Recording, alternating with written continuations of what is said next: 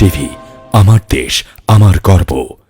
বিয়ানীবাজার উপজেলার শেওলা ইউনিয়নের দত্তগ্রামের রাস্তা একেবারে কাঁচা। এটাকে রাস্তা বললেও ভুল হবে, অনেকটা কৃষি ক্ষেতের মতো। গাড়ি দূরে থাক, পায়ে হেঁটে চলাচল করাও মুশকিল হয়ে পড়েছে। তবুও প্রয়োজনের তাগিদে ঝুঁকি নিয়ে এ রাস্তা দিয়ে চলাচল করতে হচ্ছে গ্রামবাসীকে। বছর কানেক আগে একটি সেতু নির্মাণ করা হলেও সেতুর অ্যাপ্রোচে মাটি ভরাট করা হয়নি। সড়কের এমন পরিস্থিতিতে এক প্রকার গৃহবন্দী আছেন গ্রামের কয়েকটি পরিবার। ভোগান্তির পাশাপাশি বিপত্তির শিকার হচ্ছেন বলে জানান এলাকাবাসীরা। আমরা ব্রিজ পাইছি বহুত আটতে বুঝছি ব্রিজ হওয়ার বাদে এখন রাস্তাটা আমরা মাটি সাটি নাই, বাঙ্গিয়া সাঙ্গিয়া লামি গেছে কি কোন আমরা চলতাম পারি না, গরু বাছুর এই সমস্ত মানুষ ই এলাকার মানুষ ও রাস্তা চললে আমরা বেটাই নাই, বেটি মানুষ সারা আমরা বিপদে আপদে আমরা গর্তনে বাড়াইতাম পারি না, হরুতাম মসজিদও যাইতে পারি না, স্কুল লাইন তো যাইতে পারি না। মানুষের বাড়িয়ে বাড়িয়ে আবার আঠিবার দরকার। আমরা গরবন্দি, আমরা কোনো ইয়ে নাই। মানুষের তবে বেটাই নাচুন না দুই নাচুন আমরা এরও নাই। আমরা তো রাস্তা চাই, রাস্তা আটা যায় না, তো রাস্তাও চাই।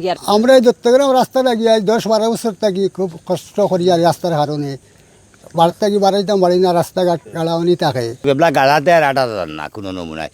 কিন্তু আছে দুই হারায় মানুষ, দুই হারা ফৈসমর হারায় মানুষটা রিবাইয়ে উঠতেও পারেন না, মোটামুটি গাড়ি যায় উঠতা স্কুলেও যাইতে পারে না, লেখাপড়াও করতে পারে না। ইনো এরা গাড়ি যায় খাবার চুপড় বড় নষ্ট করিলে আমরা রাস্তাটা যদি সরকারে কোনো নমুনায় ওখানটা ফাঁকা করে দিলে আমরা আর নিশ্চিত হয়ে গেলাম আর কি। সবে দেখা মেম্বার চেয়ারম্যান সরকারে সবে আমরা রাস্তাটাকে দেখা। এই এলাকাত মহিলা মানুষ আছেন, তারা তো বিয়ে সাথে দিতে নাই।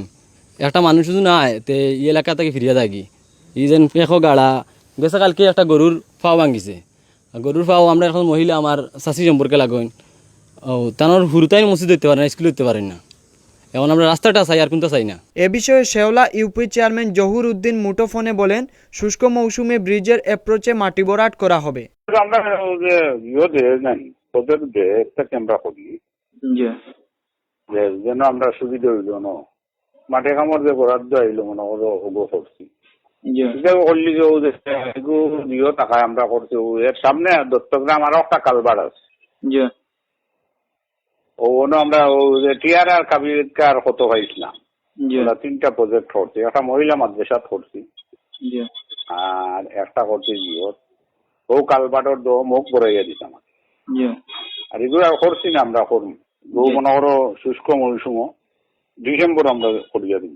উপজেলা প্রকৌশলী হাসানুজ্জামান রাস্তাটি পরিদর্শন করবেন বলে জানিয়েছেন। দত্তগ্রাম একটি সড়ক আমি এখনো ভিজিট করি নাই, তবে আমি ছবিতে দেখেছি যে এটা একটা মাটির পাকা রাস্তা, কাঁচা রাস্তা, খুবই সমস্যাগ্রস্ত, অনেক বেশি কাদা, জনগণের চলাচলের অসুবিধা হচ্ছে।